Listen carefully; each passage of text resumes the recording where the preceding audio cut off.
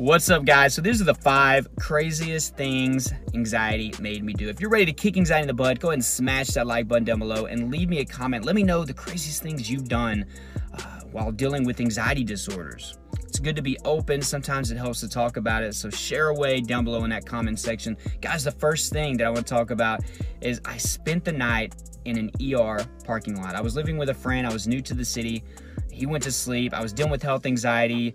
My main fears were heart disease or heart attacks. I was mistaking panic attacks for heart attacks. And this was just another one of those nights. My anxiety got high, my heart rate went up, my blood pressure went up, my chest got tight, had pain. So I Googled the hospital because I wasn't familiar with the area. I sped there as fast as I could. I literally sped there, probably going 85, 90 to get there. I get there, I feel a little better once I pull in. I wasn't gonna go in immediately. I was there just in case I was about to die because I had already been to the doctor many times. I've had many tests, I've gotten my reassurance, but I was not accepting it.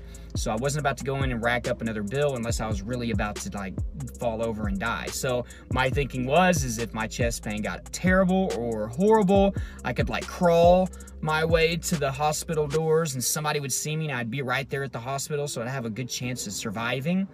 That was how crazy my mind was at that time, guys. So yeah, the first one was I spent the night at an ER parking lot. The next day I woke up and I actually had fallen asleep without even knowing it. Luckily my car was off and I didn't have anybody like an officer knocking on my window or anything. I just woke up and I remember thinking, wow, man, I literally just spent the night in my car. And I think it was actually in the winter, so it was pretty chilly. So something that was pretty crazy about me. The second one, I left a customer hanging at my job because I had a panic attack in the middle of her talking to me. This is pretty embarrassing, especially considering I was the general manager of the store. Customer service was something that I was good at, but it was a sales weekend. There was a lot of people in there, and my anxiety had just been creeping up all day. I was actually helping her with some shoes, and I was trying to figure out, what shoes was perfect for her, and then she had a couple kids with her. And I remember just out of nowhere, the adrenaline shot up out of my stomach. My heart rate shot up, my blood pressure went crazy, had palpitations, my chest got tight, and I had a moment of depersonalization where I was detached and zoned out. Is this really happening? And I remember just turning around, pacing to the door, just leaving her there, to the back room where I would stay, my office area. And I had to call my assistant back there and tell her to take over and that I was gonna drive myself to the nearest emergency room, which I did. And I, of course, found out it was just anxiety. So that was the start of the downfall of me at one of the best jobs I had ever had. Anxiety pretty much took over me at that point. So yeah, straight up turned around, left a customer hanging right there as she's talking to me. It was so obvious, but I didn't want to die in front of her or have this crazy meltdown in front of her, start convulsing. I've just had these crazy fears like that. So I wanted to go back into the back room, and whatever happened back there. So the third one, guys, I used to drive to Walmart 5 times a day at least to check my blood pressure because I had a free blood pressure machine. I didn't have a lot of money during this time, so I didn't buy one. So I would go up there for free and check it. I got crazily irrational about this. I would always work myself up before checking it, so it really didn't matter. I had white coat syndrome, so even whenever I went to the doctor and they checked it, it would always be higher than it really was. My blood pressure would be anywhere from 135 or 140 to 180, it was that bad. The higher end, of course, was during panic attacks, and the lower end was just me working myself up. So I was literally making trips. This is how crazy it was. I was making trips, wasting gas to go to Walmart to check my blood pressure because I was irrational and it was free, and I could have just spent the gas money on a blood pressure machine. But I will say this, do not get a blood pressure machine or heart rate app just because you have anxiety.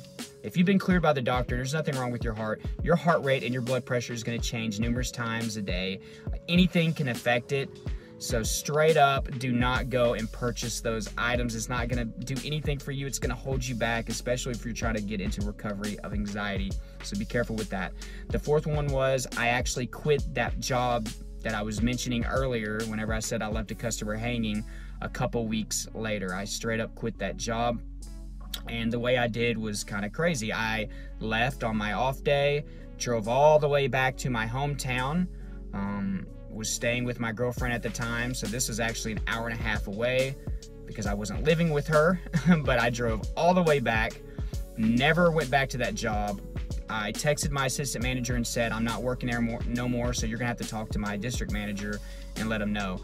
Well, he called me, of course, because I was cowardly and embarrassed and shameful about not being able to do that job because I couldn't hold it together. I was having panic attacks. And the thing was, guys, is I was very, very, very good at my job.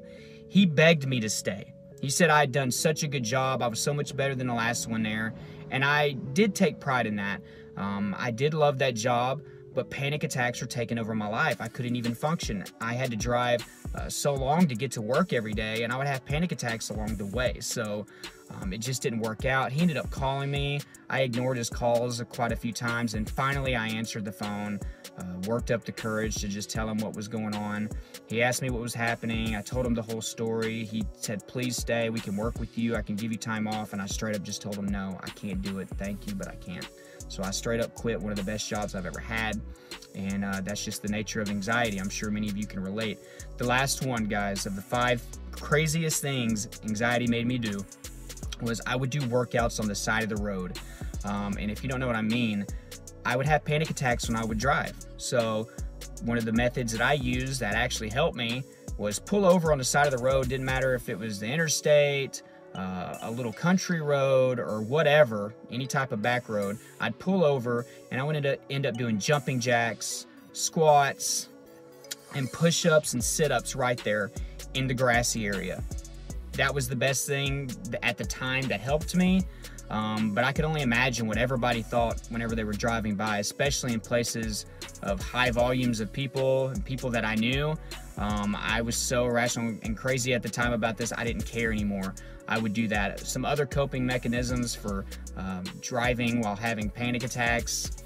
Guys, I mean, pull over if you feel like you need to. Don't speed. I would always speed too much.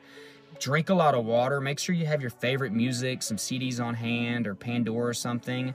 If you gotta stop, do it. If you gotta get out and go into a gas station, do it. If you gotta pour some cold water on your head, do it, because sometimes that would help me. But if you gotta do some exercises, do it. I'm not trying to call myself crazy, but to the outside world, I'm sure everybody thought I was crazy whenever I was doing workouts on the side of the road, especially in my work uniform. So that's how bad it got for me, guys. So I'm sure many of you have some stories that you want to share or that you may be nervous to share, but go ahead and do it. It's always good to talk about these and see how much we actually have in common with each other, guys. So down below in the description, I have so many resources. The first one is an anxiety store. There's many different books and workbooks that you can take advantage of to help you with your various anxiety disorders. There's a Facebook group that's growing. We're over 1,600 members. Any anxiety disorder person is welcome there. It's a huge support group. We take care of each other, we love each other, and we try to help each other get better. Aside from that, guys, there's my Snapchat, my Twitter, my Instagram. That's another way for us to stay connected. My Patreon account down below is there. It's $1 to get in. There's many rewards that I offer, and your contribution goes towards the channel and to make the channel a better place. So all of that is appreciated. Guys, I want to thank you so much for watching, and I hope you have a great rest of the day.